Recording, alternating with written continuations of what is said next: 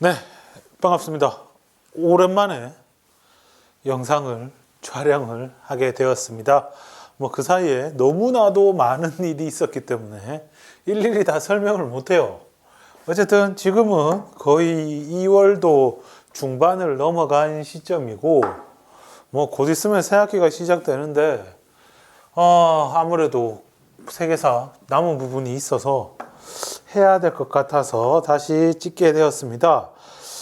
총 40강이거든요. 세계사를 내가 총 40강으로 이렇게 해가지고 강의를 시작을 했는데, 지금이 35강이고 2차 세계대전이 끝나는 게 38강이거든요.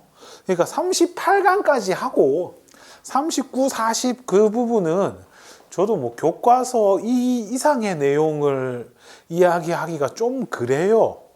네, 그냥 책에 있는 거 그대로 한번 쭉 읽어보시고, 시험 문제도 보면은 책에 있는 거 그 이상으로 안 나오더라고요. 현대사거든요, 그 부분은.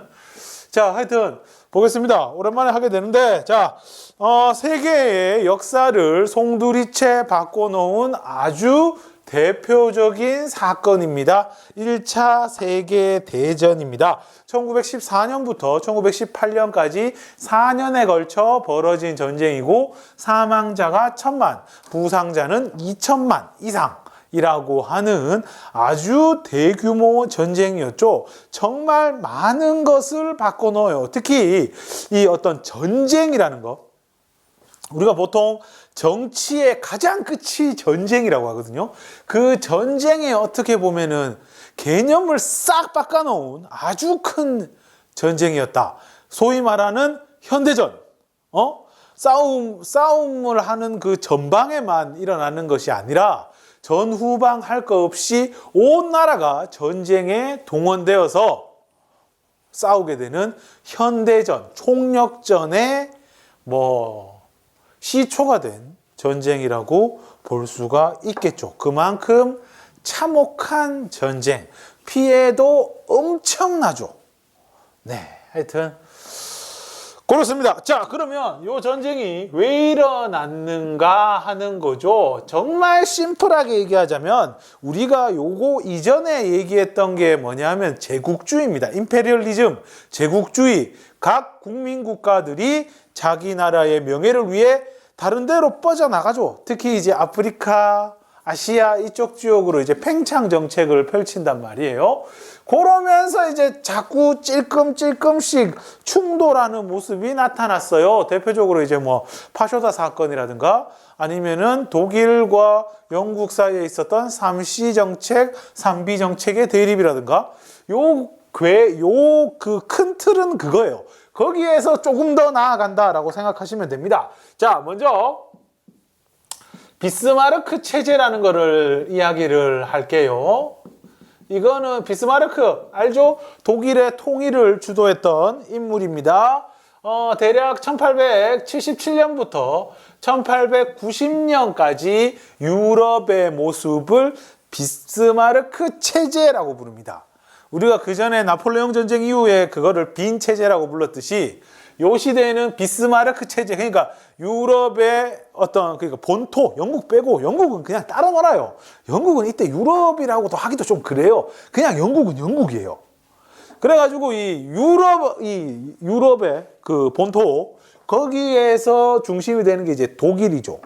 보불 전쟁, 프로이센 프랑스 전쟁에서 승리를 거두게 되고, 그리고 이제 그 프로이센, 독일 제국이 이제 중심이 돼서 어떤 유럽의 질서를 주도하게 됩니다. 그렇다고 해서 나폴레옹처럼 확 휘어잡고 이게 아니라 그냥 이제 외교를 통해서 막 이렇게 조금 이제 관리라고 하기도 좀 그런데, 어쨌든 요 시기를 비스마르크 체제라고 불러요. 네, 뭐라고 설명하기가 좀 그런데, 하여튼 거기에 맞춰져서 움직이는 건 맞아요. 이 비스마르크, 이 독일에서는요, 비스마르크가 가장 경계했던 게 뭐냐 하면은, 유럽은 이대로 가자.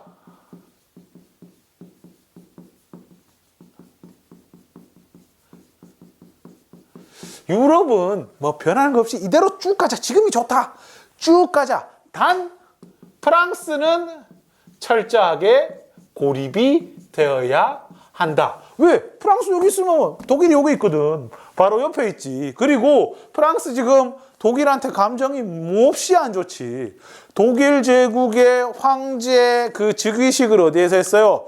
베르사유 궁전에서 했다고. 프랑스 사람으로서는 정말 자존심 상하는 일이죠.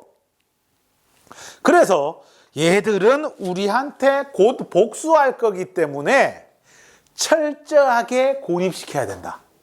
철저하게 따돌려야 된다. 이게 비스마르크의 목표입니다. 그래서 동맹을 맺기 시작합니다. 그게 삼제 동맹. 세 제국의 동맹이다 하는 이야기죠.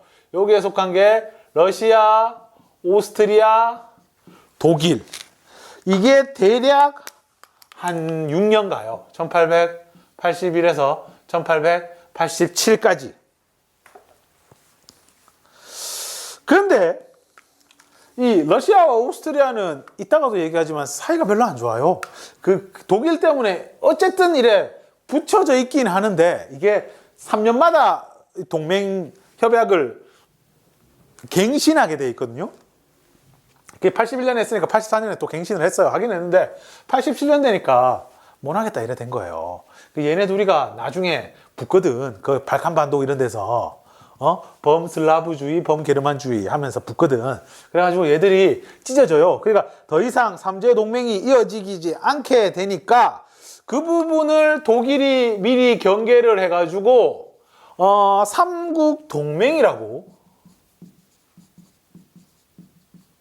러시아 대신에 이탈리아를 넣은 이탈리아, 오스트리아, 독일의 요 동맹을 맺습니다. 이때 당시에 이탈리아는 아프리카의 튀니지라는 곳을 프랑스한테 뺏겨가지고 프랑스에 대한 불만이 좀 있었던 시기거든요. 그래서 이거를 일종의 보험으로 1882년부터 갱신을 해 나가기 시작합니다. 그리고 이후에 삼제동맹은 비록 87년 이후에 깨졌지만 그 이후에 독일과 러시아는 비밀 동맹을 맺은 상황이에요. 네, 비밀 동맹, 동맹이라 그렇고 한 비밀 조약, 비밀 조약. 그래서 나중에 1차 세계대전 끝나고 이런 얘기가 나와요. 외교 비밀로 하지 마라. 이런 거 안 된다. 라는 얘기가 나오거든요. 하여튼 철저하게 비스마르크 때에는 프랑스를 고립시키고자 하는 정책을 펼치게 됩니다. 그런데 비렐름 2세라고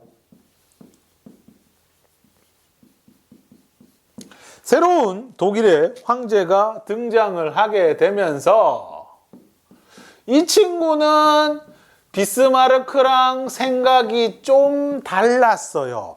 이 사람이 1888년부터 1918년까지 황제의 자리에 있었던 사람인데 이 사람은 그 전에 비스마르크가 했던 이런 정책들을 무시라고 하긴 그렇고 하여튼 좀 팽창, 뻗어나가자. 현상 유지 이런 거 말고 우리도 뻗어나가자. 근데 이게 누구를 자극하느냐 하니까 영국을 자극하게 되죠. 이거는 그 전에 배웠던 제국주의 할 때 있었던 영국과 그 뭡니까? 3B. 독일의 3B 정책과 3C 정책. 아이고. 오랜만에 글씨를 쓰려니까 잘 안 되네요. 3C 정책. 여기 관점에서 보시면 되는데요. 결정적인 사건은 이런 거예요. 그 크루거 전보라는 사건이 있어요. 독일이 전보를 보냅니다. 어디? 독일이 그 보어 공화국이라고. 보어 공화국이라고. 여기가 이게 1896년인가 그런데 전보를 날려요. 보어 공화국에. 이 보호공화국은 뭐냐면 여기가 지금의 그 남아프리카 공화국 그쪽인데 거기에 옛날에 네덜란드인이 살고 있었거든요. 거기에 사는 네덜란드인, 네덜란드 혼혈 요런 사람들을 보어인이라고 불렀어요. 그 야들이 공화국을 만들어가 있는데 여기에 영국이 자꾸 침투해서 들어왔거든요. 그러다가 한 번은 보호공화국의 군대가 영국군을 물리치는 사건이 벌어집니다. 거기에 독일 애들이 기뻐하면서 전보를 날린 거예요. 축하한다. 잘했다. 아주 훌륭하다. 근데 그게 걸려요. 걸리나? 들키나? 노골적으로 했나? 하여튼 영국이 이 사실을 알게 됩니다. 그래서 영국이 독일한테 기분이 아주 나쁘게 되고요. 결국 여기에 대한 반발로 삼국 협상이라는 게 만들어지게 됩니다. 삼국 협상은요. 러시아. 자, 러시아, 프랑스, 영국. 러시아, 프랑스는 사실 이 크루거 정보 이전에 이미 맺었어요. 1891년. 프랑스와 영국은요. 영국이 요 크루거 정보 이후로 해가지고 이러면 안 된다 하면서 1904년. 러시아와 영국도 나중에 러일 전쟁이 끝나고 나서 1907년인가? 네, 1907년. 이렇게 각각 조약을 맺으면서 여기도 트라이앵글이 만들어집니다. 삼국협상이라고. 그래서 결국에 1차 세계대전은 요 삼국 동맹과 삼국 협상의 대립 속에서 일어나는 사건이라고 쉽게 이야기할 수 있겠습니다. 그렇게 되면서 결국에 비스마르크가 그렇게 지키고자 했던 유럽의 현상 유지도 깨지고 프랑스의 고립도 깨지게 되는 거야. 알겠지요? 네, 이렇게 이해하시면 되겠습니다. 그리고 여기에는 이제 일단 틀만 만들어 놨고요. 뭐 일이 터질락 하면 뭐 누가 땡겨야죠. 트리거. 이 방아쇠를 누가 땡겨야지. 그게 어디에서 벌어지느냐? 발칸반도입니다. 발칸반도는요. 유럽의 지도가 내가 지도 잘 그리면 나는 여기 없다고. 뭐 하여튼 이렇게 유럽이 이래 있으면은 여기가 투르크 터키고 여기가 이탈리아 너무 신발 모양인데 그다음 여기가 발칸반도인데 뭐 하여튼 알아서 나중에 그 PPT로 보면 됩니다. 오스트리아가 여기에 있고 러시아가 여기에 있어가지고 여기를 둘 다 탐내는 곳이야. 이 발칸이라는 말 자체가 뭐냐면은 그 발칸이 이제 비행기 잡는 지상에서 쏘는 총이거든요. 총알 굵은 거 쏘는 거.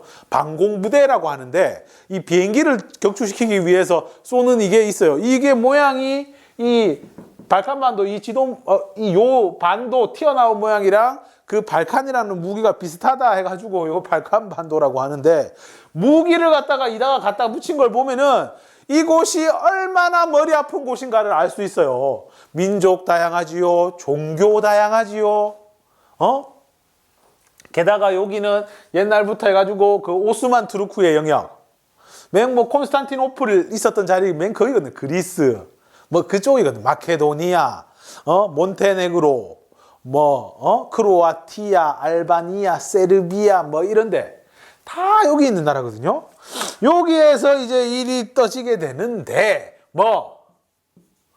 범게르만주의. 표면적으로는 민족 간의 갈등입니다. 게르만족과 슬라브족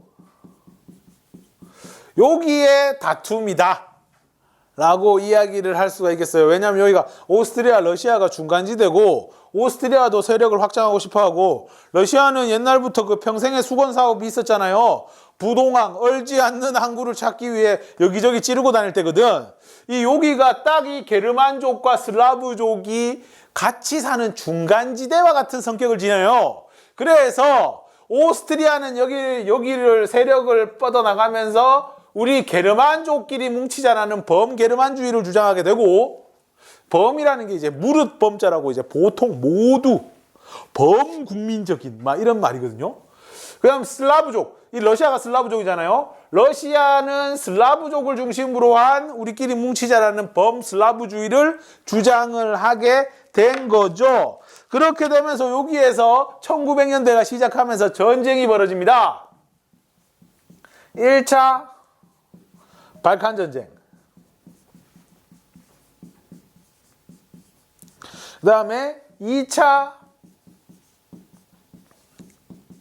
발칸 전쟁. 1차 발칸 전쟁, 2차 발칸 전쟁.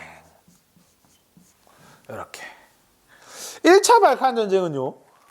여기 원래 투르크, 오스만 제국이라고 했잖아요. 투르크와 여기에 있는 나머지 애들, 뭐 불가리아, 세르비아, 그리스 이런 애들하고 싸운 거고, 그래서 투르크 세력을 몰아내는 데 성공을 하고, 2차는 뭐냐면은 불가리아 네 땅을 너무 많이 가진 거 아이가 하면서 이제 발칸반도의 국가들이 불가리아를 이제 쉽게 말하면 다굴놓는 그런 상황이에요. 불가리아 너무 많이 가짐. 이렇게 해서 전쟁이 또 벌어지는 겁니다. 여기에서 일이 터지게 되는 거예요. 요거 다음에 1914년 6월 28일 그때 이제 일이 터지게 되었다 하는 이야기입니다. 그럼 그 얘기는 이따가 하도록 하겠습니다. 네.